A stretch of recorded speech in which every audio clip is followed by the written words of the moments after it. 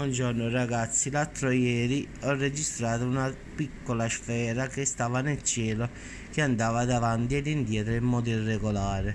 Ho provato ieri con tutta la giornata a tagliare, ingrandirla, fare con vari programmi su internet.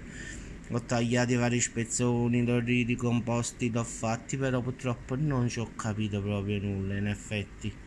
Quindi anche con l'ingrandimento poi non si è capito nulla. Comunque fatto sta che con tutta la buona volontà non sono riuscito, diciamo, a trarre una registrazione buona, cioè si vede questa sfera che si muove avanti e dietro.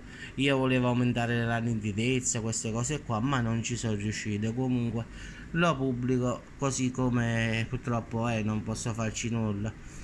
Vedetelo e ditemi che cosa può essere, perché un elicottero non è, un aereo non è, non lo so. Era una lanterna cinese nemmeno, perché è comparsa e poi scomparsa nel nulla, quindi un minuto più o meno. Non lo so, fate voi ragazzi, io lo pubblico e poi lo vedete. Ciao a tutti e buona giornata.